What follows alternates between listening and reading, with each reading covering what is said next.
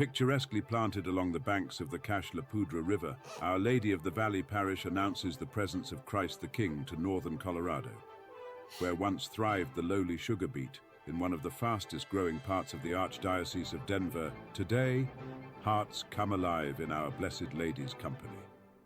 Now, from the rectory, here is the Windsor Catholic Report with Father Samuel Morehead.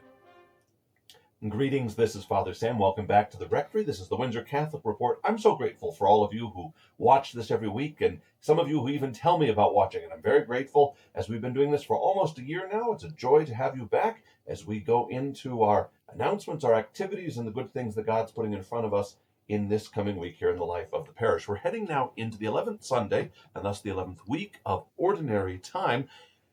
First and foremost, a word of great gratitude from me for all of the wonderful work and joy and participation this last week with our Totus Tuus program.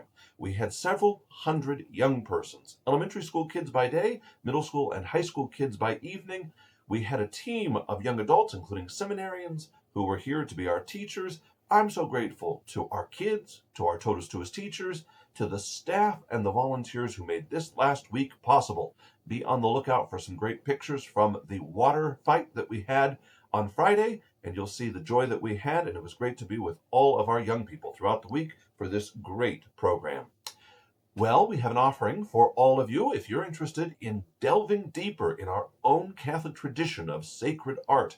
Ryan Long will be presenting that. That will be on Wednesday evenings, starting this Wednesday at 6:30 p.m. in the hall. It's about an hour long, and it will feature over about 6 Wednesdays or so this summer. A great summer enrichment to go deep in our beautiful Catholic tradition of sacred art. Well, save the date. We want to honor all of our volunteers who help in the life of the parish in any capacity, from all of those who help with religious education, to OCIA, to our various volunteers who help with different ministries and apostolates. Save the date. It'll be July 22nd, and it'll be an evening gathering at the parish hall, a way for us as the staff to honor all of you who help us do the great things that we're able to do here in Windsor at Our Lady of the Valley Parish. And finally, speaking of great sacred art, I had to find a work that comes out of the Spanish colonial movement. I do love that movement of artwork, and this is a beautiful piece there you see next to me on the screen that is featured at our own Denver Art Museum.